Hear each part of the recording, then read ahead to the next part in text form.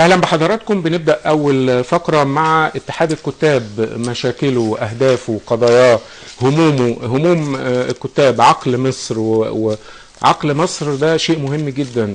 اتحاد كتاب يعني بيضم مش بس الادباء، لا، ادباء وشعراء وايضا كتاب في كل المجالات، سياسة، اقتصاد، علم نفس، اجتماع، غيرها.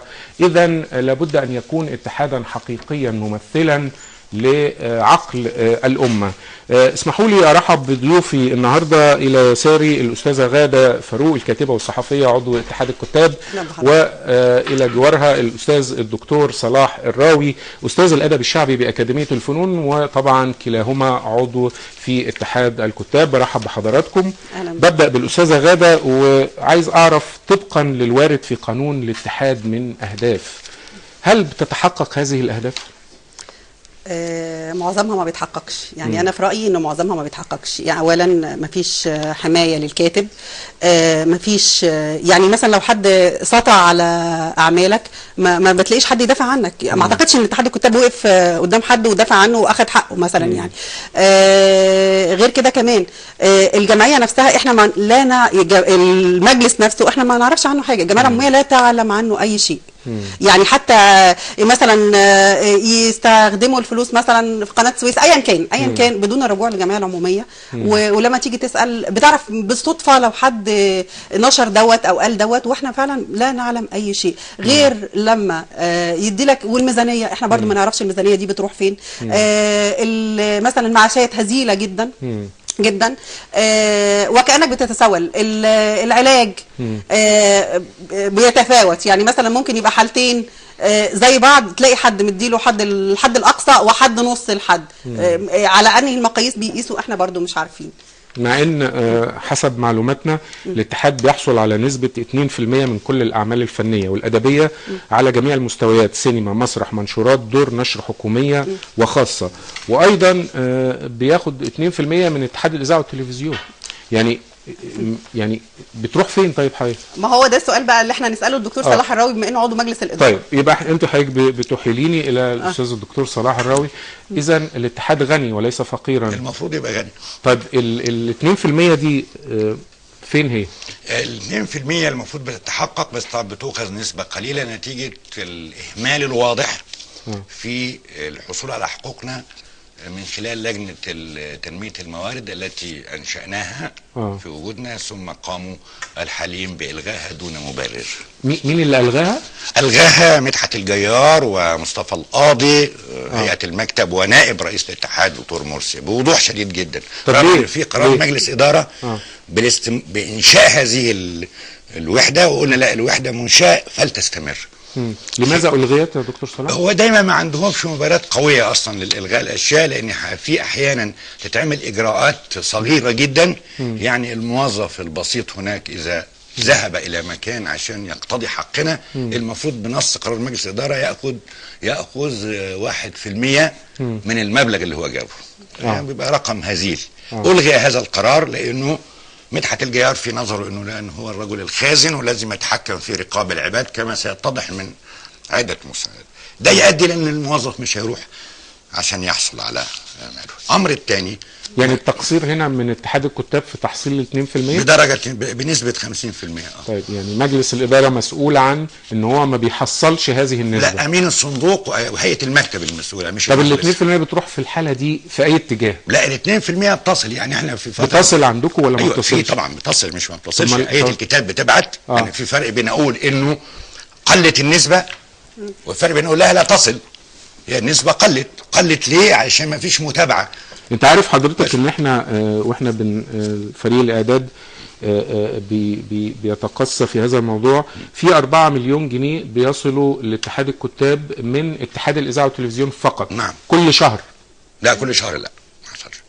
كل شهر؟ لا، ممكن لو وصلوا كل سنه يبقى شيء كويس. طيب ما هو انا عايز اعرف برضه، انا عايز اعرف برضه ما بيوصلوش تقصير من مين؟ يعني مين اللي ما بيسعاش لاخذهم اذا كان ده قانون؟ قلنا هذا الامر منذ قليل، انه الاتحاد لا ياخذ حقوقه من هذه الجهات. كل قطاع السينما لا تعامل معه. ما بتتعاملوش معه؟ ما حدش تابع، بدليل انه اي باراجراف في الدنيا في داخل مصر هيكتب وعليه تعاقد او عليه اجر للاتحاد فيه بنص القانون 2%. يبقى كل السينما، كل دور النشر الخاصه، المسرح، كل ابداع بدءا من الاعلانات انتهاء بالدراما العاليه، اي نص هيكتبه مبدع فيه 2% من المنبع لاتحاد الكتاب. ده يؤدي في النهايه ان يبقى اتحاد الكتاب اغنى نقابه في مصر. ما هو انا عايز اعرف بس، هذا لم يتحقق. انا عندي مشكله دلوقتي، أيوة. وهو ان في فلوس بتقتطع مني انا حتى كراجل أيوة. اعلامي في اتحاد الاذاعه والتلفزيون. عايز اعرف طب ما بتصلش بتروح فين؟ يعني اقصد هل بترجع تاني ولا بتروح الماليه ولا بتفقد في الطريق في النص ولا ايه؟ واذا كان عنده، بس ده مبلغ، بنتكلم في مبلغ كبير واذا كان عنده المبلغ دوت، ليه مثلا المعاشات الناس، انا بشوف الناس بتتسول، يعني انت فاهم ليه معاشاتهم؟ لا بلاش كلمه تتسول، بس مش قصدي المعنى اللفظي للكلمه يعني، ولكن بالفعل الناس في احتياج، قصدي اقول كده. هو 200 جنيه للمعاش، الحد الاقصى، الحد الاقصى ده كمان، يعني في حد بياخد 4 جنيه ونص مثلا. لا الرقم هو 168 ونص الحد الادنى و210 الحد الاعلى. وكمان اعرف انه العلاج تم تخفيضه، يعني كان تم تخفيضه في فلوس بتدفعوها نعم. كانت 20,000 تقريبا ولا قد ايه؟ اوضح يا ريت حيث توضح. انا هتكلم كلام. اتفضل. في ال 11 و12 رفعنا نسبة العلاج ل 70%. كانت 50 رفعناها ل 70%. ليه رفعناها؟ لان احنا زودنا الموارد. تمام. فلأول مرة يتم الحصول على موارد من هيئة الاستثمار، يعني الفضائيات. جميل. بتاخدوا منها كام في المية؟ اللي هو 2%، يعني اصلها موحدة. تمام. ان لاول مره مكتبه مدبولي تبعت فلوس كمان. ده بتاخدوا من جهات كتيره قوي كده يعني اغنياء. فين بقى؟ هو جاي. فوصلنا لرقم واضح عملنا منه الاتي. اولا رفعنا المعاشات كويس مرتين متتاليات. بقت كام بقى؟ 200 جنيه. وصلناها ل 210، ما هي كانت اقل. كده اترفعت 210 كده طلعت. تمام كويس. رفعنا بنسبه، والسنه التاليه رفعنا رقم عشان نعمل بس توازن. تمام. ثم خلينا العلاج 70% يصل ل 70%. ليه 70%؟ اذا دفع المقتدر 100,000 هتجيله 20,000 جنيه حد اقصى. تمام. طب اللي دفع 15,000 ياخد 70%، لانه في حد ممكن امكانياته ما تسمحلوش لانه يدفع 7,000. لكن اللي هيدفع في عمليه 100,000 هتدوا له 15,000 بس. الحد الاقصى 20,000. 20,000 الحد، بس نزل الحد ده مش كده؟ هذا الحد نزل مش لكل الناس. احنا معانا وثيقه دي بتاعت ايه؟ دي وثيقه تخفيض العلاج اهي عندنا. اي نعم. نعم طبعا انا نشرت كل هذه الوثائق. يعني بدل ما بنعلي سقف العلاج للعضو، احنا بنقلل وكمان ايه بنديه حسب مزاجنا كمان. يعني ناس تاخد وهي مقتدره جدا تاخد 20,000 جنيه، وناس تاخد 5,000 و3,000 جنيه. لا استاذه غاده، انا مالي الشأن بالمقتدر وغير المقتدر. مقتدر مش مقتدر، انا عندي لائحه اقرتها الجمعيه العموميه. ما هي ما تمشيش يا دكتور. ايوه، ما انا بشرح اهو بعد اذنك. اتفضل يا دكتور، اتفضل كمل. وانا بقول ده وانا عضو مجلس اداره، يعني داخل المسؤوليه وبواجه المجلس مواجهه صريحه جدا. تمام اتفضل. احنا بنقدر ده دكتور. هذا قرار باطل. قرار قبيح. اللي هو تخفيض قرار لا يجوز لاحد ان يتخذه داخل المجلس كله. طب اتخذتوه ازاي حضرتك؟ مش اتخذناه، ما انا خليني اشرح بعد. احنا خلينا بس نقول للمشير الاول ما هو تركيب الاتحاد. الاتحاد جمعيه عموميه صاحبه السلطه العليا، ثم مجلس اداره منتخب من هذه الجمعيه العموميه من 30 عضو، ودي كمان كارثه اخرى يبقوا 30 عضو. ثم في مجلس للصندوق يرأسه نائب الرئيس، ثم عضو بحكم القانون امين الصندوق، ثم ينتخب 3 من اعضاء المجلس لاداره مجلس الصندوق. اذا مجلس الصندوق حاجه ومجلس اداره الاتحاد حاجه ثانيه، حتى تكون الصوره واضحه. مجلس اداره الصندوق حر في اتخاذ عديد من القرارات الى ان يقول له المجلس لا مش من حقك. تمام.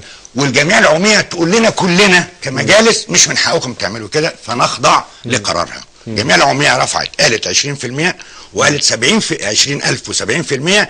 لا يملك مخلوق داخل المجلس ايا كان من رئيس المجلس لاخر عضو ان يخفض هذا المبلغ على الاطلاق، الا اذا كانت الموازنه ما فيهاش مكان. ما فيهاش فلوس. والموازنه فيها. قال امين الصندوق في تقريره، قال في محضر الجلسه اللي خفضوا فيها، انه اللي اصبح فيه طلب كتير على الحالات الحرجه، فهنخفض 10% لعدم وجود موارد. في نفس الوقت هيجي للجمعيه العموميه يوم 27 يقول لها انا رفعت الموارد، الله الله الله الله. وانا قدمت هذا الاعتراض بصراحه، ليس من حقك. يعني انت مواردك زادت وبتخفض في علاج الناس، الحاجه الاهم اللي هي يعني كل الاشياء مهمه على فكره. كل الاشياء، بس العلاج يا دكتور بعد اذنك كل الاشياء مهمه. انا عندي الاهم هو مبدا احترام القانون والقواعد. طب هم طلعوا القرار ده ازاي؟ نفذوه مش طلعوه. نفذوه ازاي؟ اذا كان في مجلس اداره وجمعيه عموميه لازم تجتمع وتطلع قرار. لا، بدون الجمعيه العموميه هم ممكن يطلعوا قرار. هل ده صحيح؟ مش من حقه اصلا. ده مش من حقه. ولا المجلس الصندوق ما بيعرضش قراراته على مجلس الاتحاد. هذه اكتشافاتي ساعه ما طلبت كل محاضر مجلس الصندوق، وده حق ده رغم يعني تقاعسوا بعض الشيء. فادي كل المحاضر تمام، وانا اقرا وقفت امام هذا كيف. تمام. 2 استخرجنا من هذه المحاضر كم ضخم جدا عرض في مجلس الاداره للملاحظات العديده على اداء مجلس اداره الصندوق، الاداء المخالف للوائح والقوانين. لحظه يا دكتور معلش، يعني انت عايز تقول لي ان هذا القرار بتخفيض العلاج تم دون موافقه الجمعيه العموميه والمجلس؟ لا، ايوه طبعا. ده من غير طب ما ده مخالف، ليه ما طعنتوش في ده؟ انا قلت مخالف. انا قلت مخالف. بس امتى حصلت على الاوراق وانا شرحت؟ انا فاهم. انا بفصص الحكايه معاك يا دكتور، بفصصها بس. أنه طب فين الاستاذ محمد سلماوي من هذا انا كمان معاكم بوجه له هذا السؤال، اين انت؟ هو ما بيحضرش معاكم؟ لا بيحضر. انا بوجه له السؤال النظري الفلسفي الكوني، معكم اين انت؟ طيب ممكن اعرف بقى معلومه من الاستاذه غاده او من الدكتور صلاح، اعضاء اتحاد الكتاب دول بياخدوا رواتب ومكافآت وبدلات على اعضاء المجالس. ايه هي قيمتها؟ معلش انا برضه مش عارفه. انا عايز، ما ده من حق الاعضاء يعرفوه بالظبط. انا مش عارفه كده كام وفين وامتى. الجمعيه العموميه اتخذت قرار منذ سنتين الا يحصل عضو مجلس الاداره على اي بدلات. ده كان قرارنا. كويس. ده فعلا كان ده قرارنا. كويس، بس له راتب مش كده؟ لا ملوش راتب. ملوش راتب، يعني عمل تطوعي خدمي. طيب تمام. عمل تطوعي. الجمعيه العموميه وافقت على انه لا يجوز الحصول على اي بدل. تمام. خالف مجلس اداره الصندوق تحديدا، يعني مجلس الاداره نفذ القرار فيما يخصه. مجلس اداره صندوق المعاشات استمر في صرف بدلات صرف بدل جلسه بواقع 100 جنيه لكل عضو. على فكره خلينا نقول في كل جلسه، في كل جلسه جنيه زي 10,000 من حيث المبدا. طيب اثار احد زملاء اعضاء مجلس الاداره الاستاذ حسين القباحي في احدى الجلسات، قال لهم كيف صرفتم؟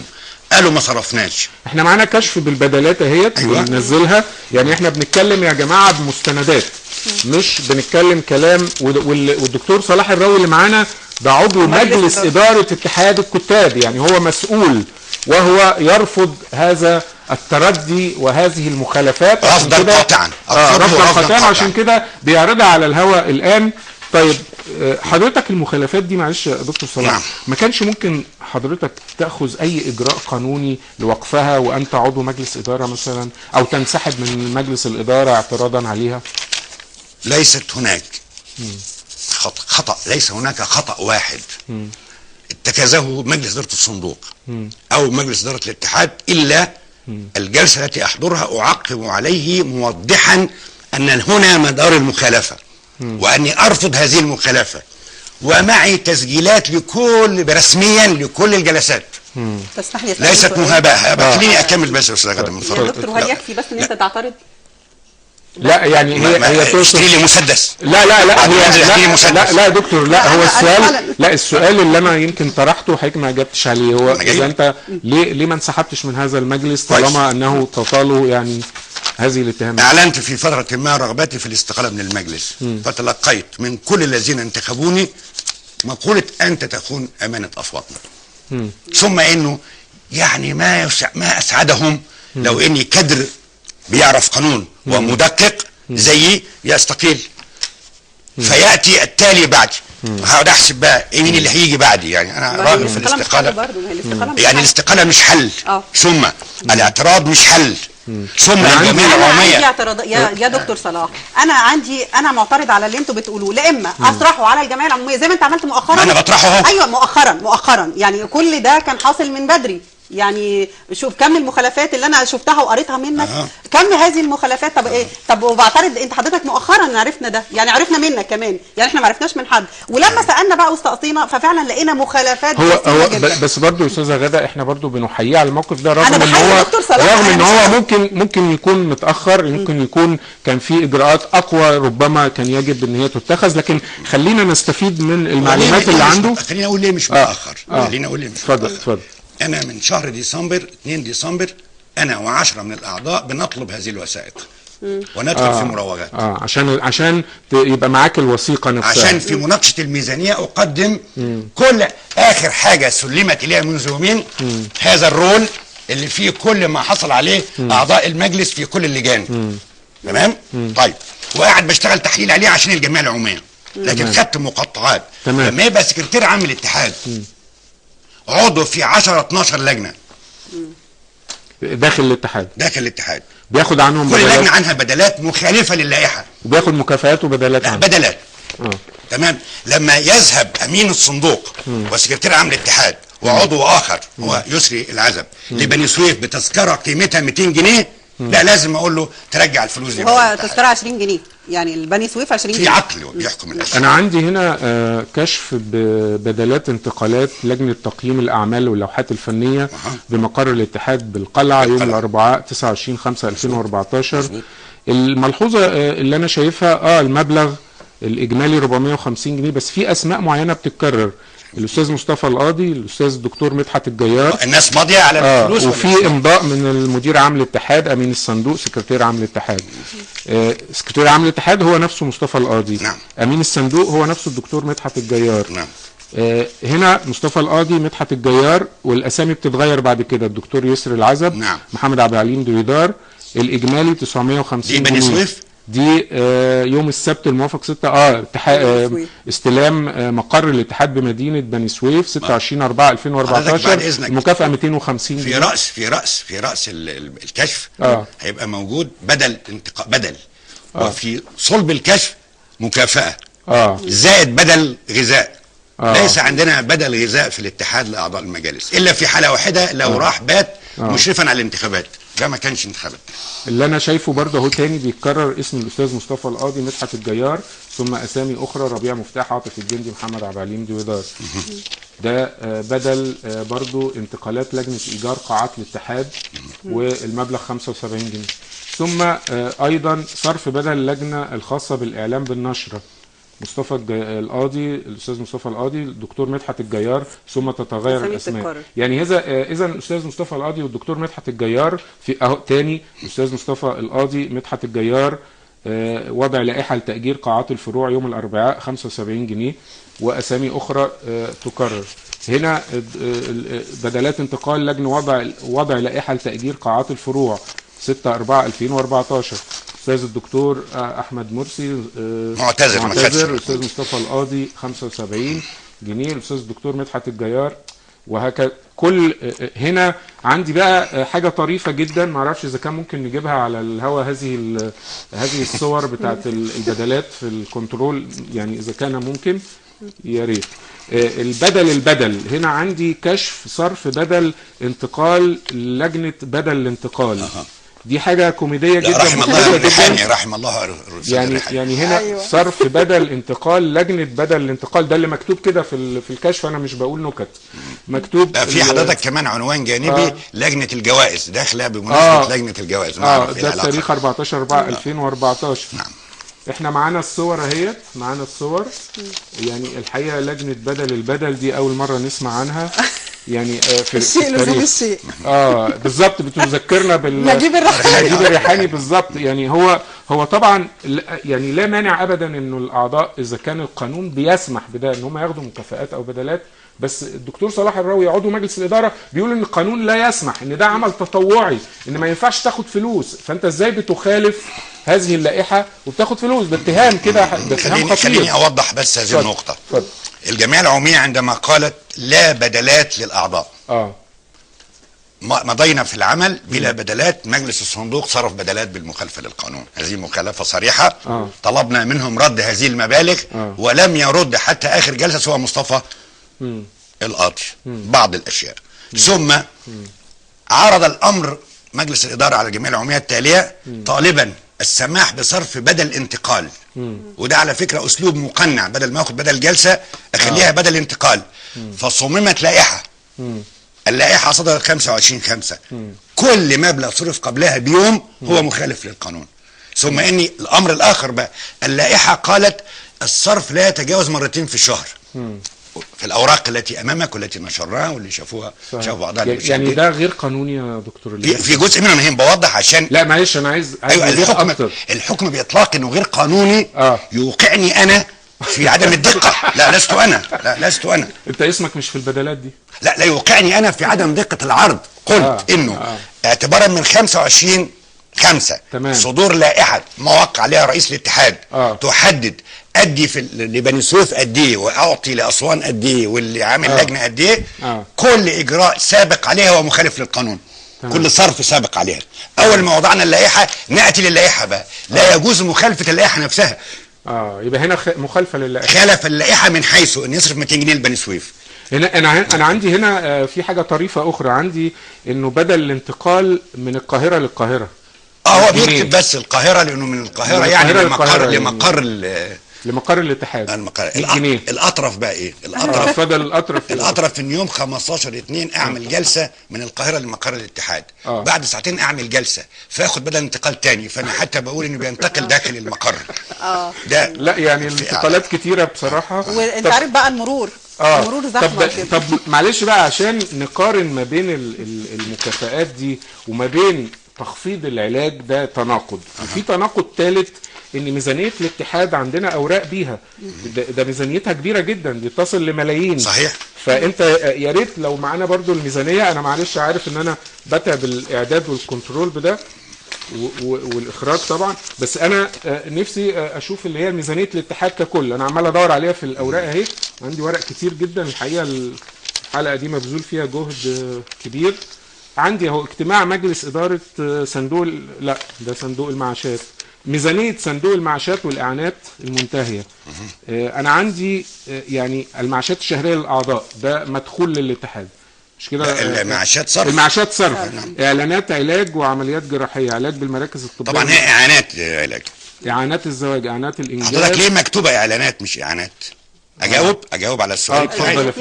مش غلطه يعني، لان امين الصندوق لم يوقع على ورق اللي عرضه علينا. هذا سلوك معيب، انك تعرض على مجلس ادارتك تقرير مالي للسنه كلها في ملايين الجنيهات وانت لم توقع عليه. ثم عندما سالته امام اللجنه اللي بتراجع قال انا لم اقرا هذا التقرير اصلا. معانا هو على الهواء غير موقع على الاطلاق. طب الملايين دي حضرتك يعني دي منين بتيجي منين؟ اولا خلينا نقول سلطان الشارقه القاسمي تبرع منذ عده سنوات ب20 مليون جنيه لصندوق المعاشات والعلاج في اتحاد الكتاب. نعم. ده بيمثل عائدها، هذه وديعه لا يجوز فكها، ولا يجوز لسلطان الشارقه نفسه ان يستردها، ولا يجوز لاي مجلس في الاتحاد انه يغيرها. 20 مليون جنيه. 20 مليون. سنه كام؟ ده كلام حوالي مثلا 2008 7 في يعني بقى 5 سنين. حلو. عائدها 1,800,000. تم تحريكه لانه لما انتهى زمن لما نجي نوديعها مره اخرى فوضناهم بقى ترفعوا ولا نوديها بنك اخر. كويس. فرفعوا النسبه.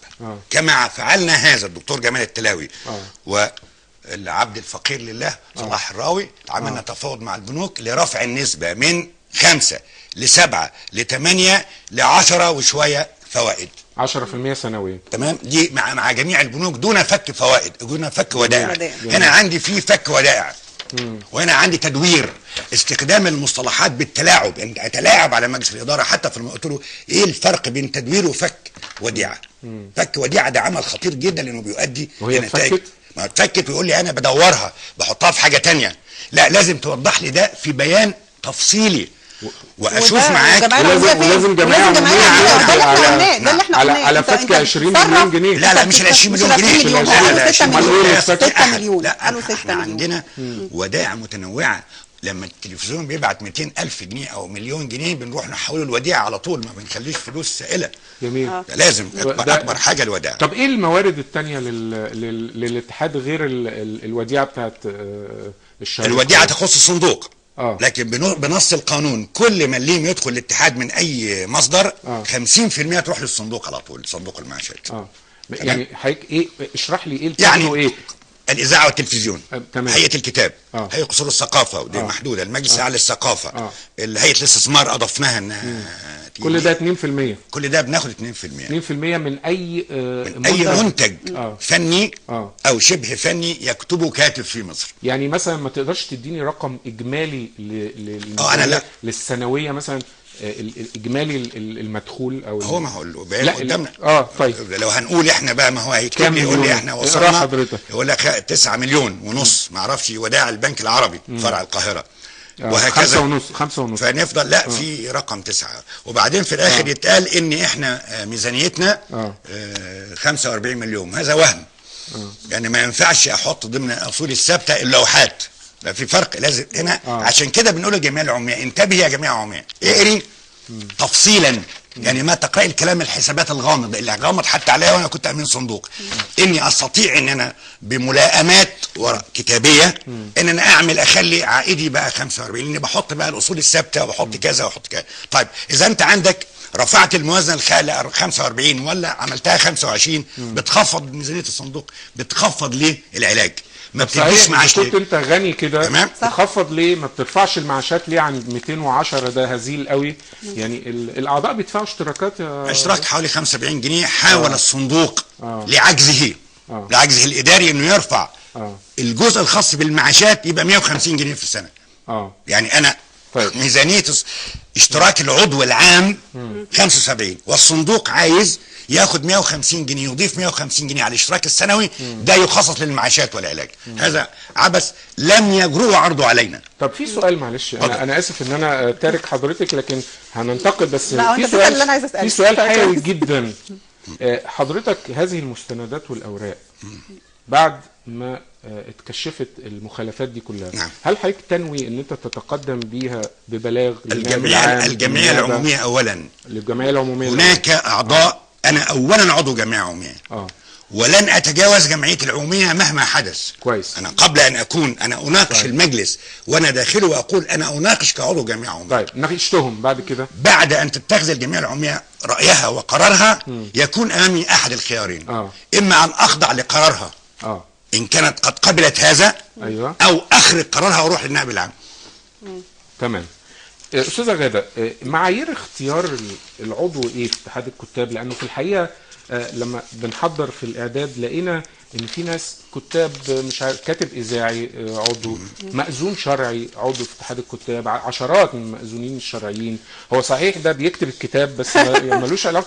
يعني حقيقي بجد ايه المعايير اللي على اساسها بيختاروا حد يقول له انت عضو اتحاد الكتاب؟ هو كان زمان كان بيختاروا، كان بتقدم عملين وتبقى عامل عضو منتسب لو الاعمال لسه مش حاسس ان انت مش كاتب كويس.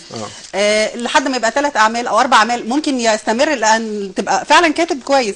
دلوقتي بقى كل حد صاحب حد يقوم واخد له مطلع كتابين، اي كتابين بقى. انا لسه في حد معين، اي كتابين يعني انا بكتب مقالات في جورنال بالظبط، اجمعها كده في كتاب واقول ده حاصل بقى فعلا كده، ويخش لك على لجنه. انا مش عارفه مين اللجنه بتعمل ايه وفعلا في لجنه ده بقى السؤال، هو في لجنه اصلا ولا هو بس انا صاحبي ده انا مثلا مثلا ايا كان اي حد في عضو مجلس زي ما فيش لجنه يا استاذه؟ ما في لجنه، ما انا بسالك معاييرها ايه؟ طيب يا دكتور صلاح، انا مش بدافع عن حد بس عايز زميلتي عضو الجمعيه العموميه ممكن يبقى في لجنه على اشياء بنص القانون. يا دكتور صلاح هي تقصد ان في لجنه، بس ايه المعايير اللي على اساسها؟ اقول المعايير اللي انا ليا ملاحظات عليها. نص القانون انا عارفه ان في لجنه، ولكن هذه اللجنه ما هي اللجنه دي بتقبل حد ملوش علاقه بالكتابه. فيها هزل اللجنه. اللجنه فيها هزل، يبقى نقول عارفين ان في لجنه، ولكن وجودها لا يؤدي مش مؤثره ولا مثيره. القانون قال بوضوح تشكل لجنه القيد العضويه برئاسه نائب رئيس الاتحاد وعضويه السكرتير العام ومستشار مجلس دوله وعضوين من اعضاء المجلس. تمام. ودي لجنه بنسميها من اللجان القانونيه، يعني اللجان العمده، اللجان السياديه. يتقدم العضو بانتاجه. اللجنه الشروط لقبوله ان يكون له انتاج ادبي ملحوظ. بس في اللائحه مكتوب عملين. ايوه عملين، يقدم عملين فقط. عملين. يعني ممكن يكون كل ابداعه او جهده هو كتابين بس ويبقى عضو اتحاد كتاب. ما هو بيقول لك ملحوظ. ايه حكايه المأذون الشرعي دي؟ انا قلقان احنا مش عندنا مأذون مستريح شرعي لها في شويه الاتحاد؟ يعني عشان عندنا مأذون شرعي. ده عشرات مش واحد. عشان لا يا ريت مأذون شرعي ممكن يبقى راجل خريج ازهر طب وقارئ كويس. لا اعتراض والله مش كده، لا يعني طبعا ممكن يبقى يعني عنده طبعا يوفق الرؤوس في الحلال، يوفق الرؤوس ويجي كمان يوفق رؤوس الناس في المجلس زي ما بعضهم بيعمل يعني. طيب ايه تاني في مهن؟ لا في حاجات طبعا اصعب زي إيه طبعا كده؟ هو في مبدعين. خلينا نقول حد زي الكاتب يحيى الطاهر عبد الله رحمه الله الله عليه يرحمه. لم يحصل على ليسانس ولا كويس. صحيح. اقبلوا ولا ما اقبلوش يتقبل طبعا. وكاتب كبير جدا. هو حاطط شرط الليسانس؟ لا ما حطش. انا بقول ان هنا مش ببص بقى لانه مأذون شرعي او حصل على ليسانس او دكتوراه ولا لا، لان ممكن ارفض واحد معاه استاذ دكتور في الهندسه وملوش منتج ادبي. صحيح. تمام. حد زي الشاعر الابنودي ما اعرفش شفاه الله، هو مش عضو ربنا لا عضو انا بحسب ما خدتهوش. طيب قبل ان يكون حاصلا على ليسانس الاداب جامعه القاهره لابد يبقى مقبول لانه صحيح. قام شرعي. الروائي محمود الورداني بيقول لا توجد معايير لقبول او رفض عضو في اتحاد الكتاب، وبيرى ان وجود لجنه من الاتحاد او خارجه تحدد من يستحق العضويه، يعني بيدعو لوجود لجنه حتى لو كانت من خارج الاتحاد، وأن يتم ذلك وفق معايير معروفة ومعلنة. ويشير إلى أن هناك عشرات من وعاظ المساجد والمأذونين الشرعيين ومدرسي اللغة العربية والموظفين العموميين والكتاب الإذاعيين والكتاب المدونات اللي بيطبعوا كتاباتهم على المدونات بعد كده ويدخلوا بها اتحاد الكتاب، وهذا لا يحق لهم. بيتفق معاه الدكتور طاهر البربري وبيقول سنجد عشرات الحاصلين لا يستحقون، بينما هناك شعراء وأدباء راسخين ليسوا أعضاء في الاتحاد. وفي حاجة بقى هناقشكم فيها، في روائية شابة اسمها رباب كساب رفض طلب انضمامها رغم ان هي رواياتها أشاد بها النقاد كما تقول هي، ولما راحت تتظلم ودي بقى المفاجأة حضراتكم طلب منها انها تدفع 200 جنيه عشان تقدم تظلم، تدفع 200 جنيه، وكأن هذا الاتحاد فقير جدا يا عيني، الملايين اللي بياخدها دي كلها مش مكفياه يقوم ياخد من المظلومين. وده في الحقيقة بيذكرني بأن نقابة الأطباء ابتدعت هذه البدعة أيضا، بقت بتاخد 100 جنيه على الشكوى، شيء عجيب جدا يعني يجب أن يعني يتم التصدي ليه. رأيك إيه يا أستاذ عباد؟ هو انا طبعا معاك ان فعلا هو في حاجه، يعني ايه اللجان نفسها فيها عليها قولان، عليها قولان بجد. يعني مثلا واحد يقدم يقعد بالسنين، وواحد تاني يوم نلاقيه اتقبل. لا ما يقعدش بالسنين، بيقعد بالسنين يا لا حسب اللائحه، حسب اللائحه لازم يترد عليه خلال 60 يوم الا ياخد بحكم قانوني، والا ياخد حكم قانوني. اعرف حد، ما انا بقول لك اهو، اعرف حد 8 سنين وبعدين راح تاني دفع ال 200 جنيه وعادوا واتقبل وهو مش كاتب. خلينا بس خليني في حته القانون دي يا دكتور صلاح. لو هو قدم والاتحاد ما ردش عليه ياخد العضويه بحكم القانون، لكن اذا رد بالرفض ليه انت حاطط لي قاعده انه ما ينفعش ان هو يرفع قضيه على اعتراضا على اللجنه بتاعته؟ لازم يتظلم اولا وبتقبل ناس بعد التظلم ويدفع 200 جنيه. فكره دفع رسم للتظلم بتعني ايه؟ ما انا لما بروح محكمه الاستئناف عشان اطعن في حكم قضائي بدفع رسوم الاستئناف. لو ما فيش هذا الشرط الذي قد اوافق عليه او لا اوافق عليه يبقى كل من يرفض سيتظلم بورقه. طب هل ده قانوني ان انت تجمع اموال للتظلم؟ ده نص القانون في اتحاد الكتاب. بس كانت هي بقى بتقول ايه الروايه الشابه رباب كساب؟ بتقول انه كان مبلغ ضئيل جدا تحول فجاه الى 20 ضعف بقى 200 جنيه. هو كان كام يا دكتور؟ لا ما هو لازم يرتفع، الاشتراك بيرتفع وكله بيرتفع طبيعي. لا ده احنا بالعكس. لا بس يعني خليني انا مش عارف، مش قادر ابلع الفكره بتاعت ان انا ابقى مظلوم وادفع فلوس. بص انا اقول لك انا يا ريت تبلع اللي بعده بقى. انا احد اعضاء اللجنه المصغره اللي بتطلب في تغيير القانون رفع التظلم ل 1000 جنيه. انت عايزها تبقى 1000 جنيه؟ اشتراك رسم التظلم 1000 جنيه. ليه يا دكتور؟ لسبب وحيد بس، خليني اقول بمنتهى الصراحه. اتفضل. اعضاء الاتحاد 3000 وشويه. تمام. الاعضاء الحقيقيين من منظور صلاح الراوي الذي لا يخشى باس احد، تمام، لا يتجاوز 500 عضو عشان يبقوا اعضاء، ده مساوي لاتحاد كتاب الصين.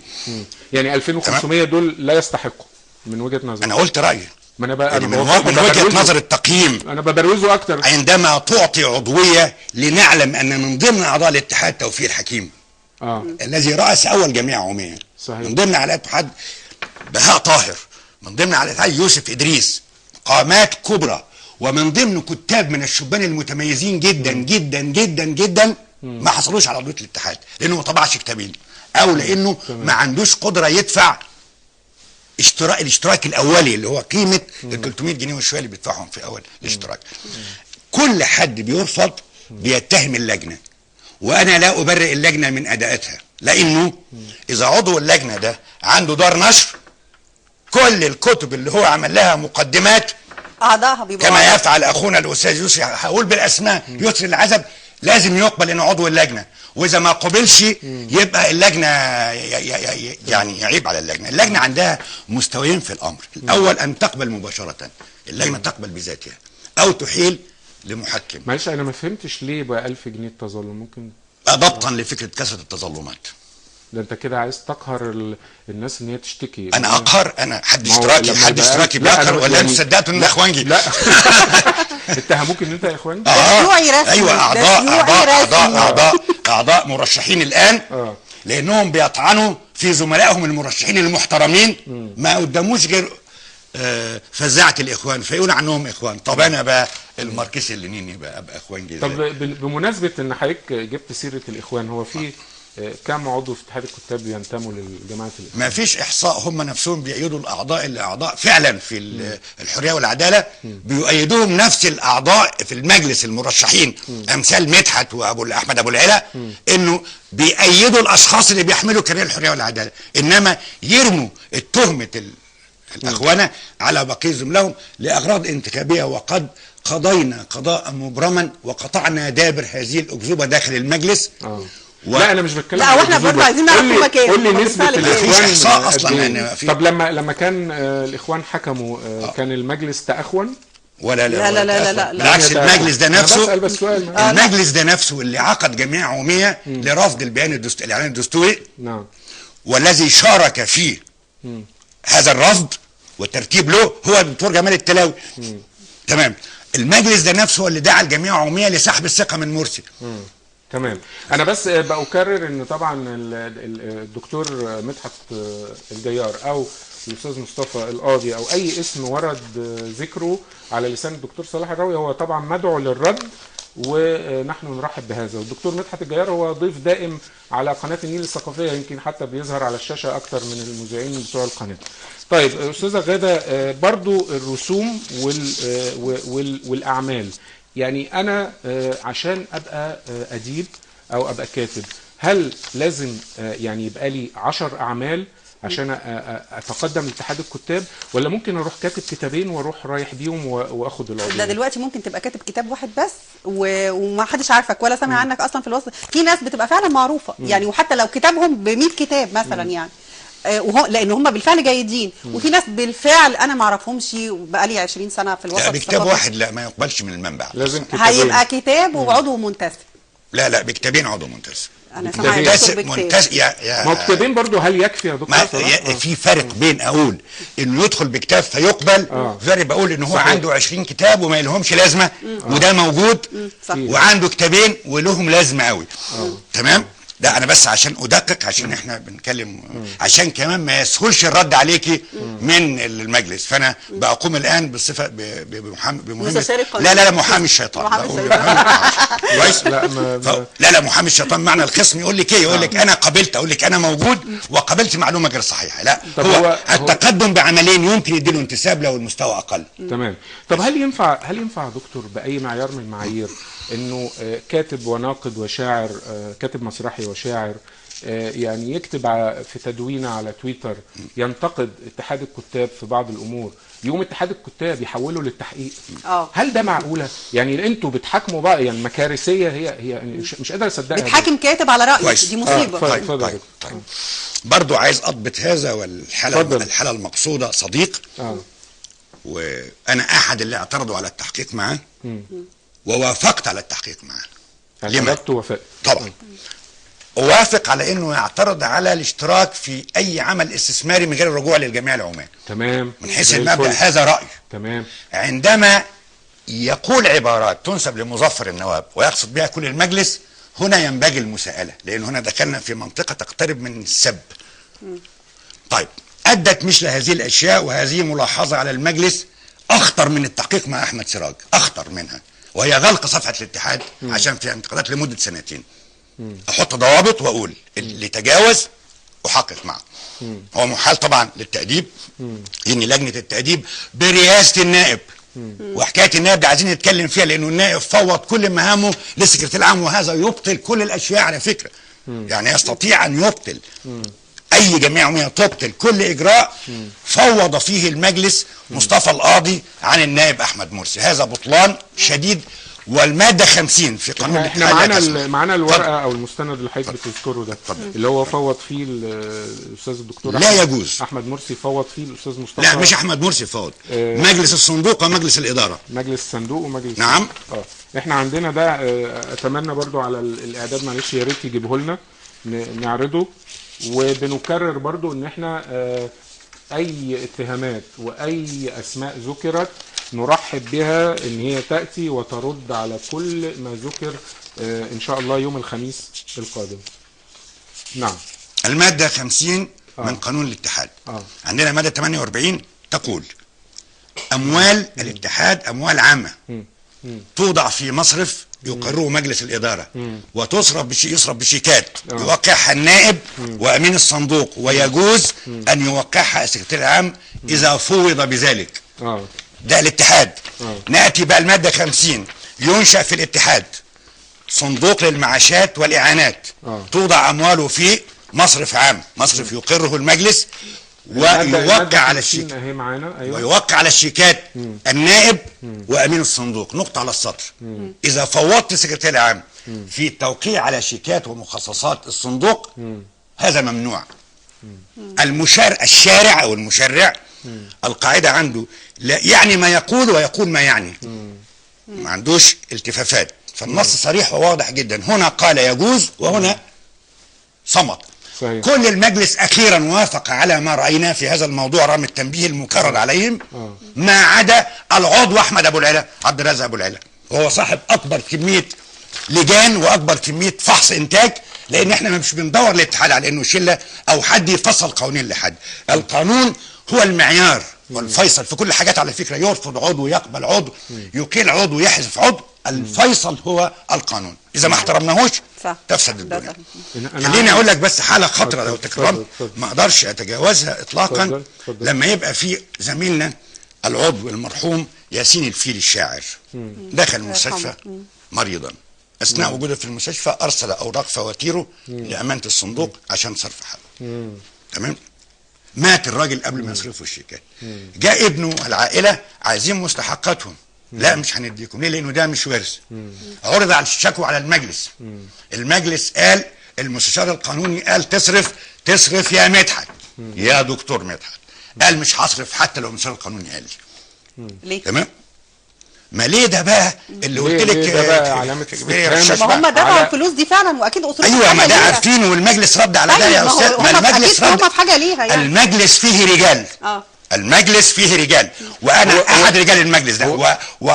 خليني اقول، هو في سؤال بس. واضطر صاغرا انه يصرف للناس بعد ما رجعنا المستشار القانوني تاني قال لك انا مش هصرف. طيب انا عندي بعد 5 شهور صرف. انا عندي برضو استماره هنا. صرف هنا بيصرف الشخص لنفسه، يعني ده حاجه غريبه جدا. سكرتير عام الاتحاد بيصرف وبيمضي، هو بيصرف لنفسه وموجه الخطاب لنفسه وموجه الخطاب لنفسه. يعني ده شيء. بس انا عايز اسال سؤال مهم بقى، يعني اذا كان الاتحاد الكتاب في كل هذه المشاكل، ويعني ما الذي فعله طوال 40 عاما مضت؟ يعني ايه الاسهام اللي قدمه؟ ايه اللي عمله من ضمن الاهداف اللي هو حطها لنفسه؟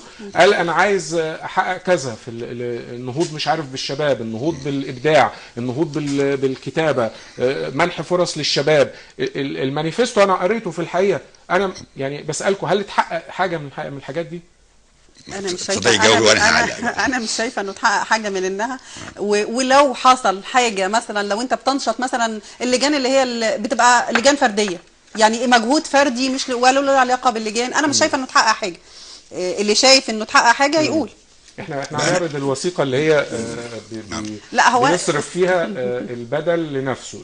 استاذ طارق انا عايزه اسال الحقيقه في كوميديا يعني كوميديا، بس هي كوميديا سوداء. انا عايزه اسال سؤال لصديقي اللدود، عارفه هو ينرفزه جدا ولكن انا فعلا مصره. لا انا عايز اجاوب على السؤال بس الاول. اتفضل سريعا عشان الوقت ده هم. لان السؤال اللي ساله الاستاذ طارق هل قام بمهامه؟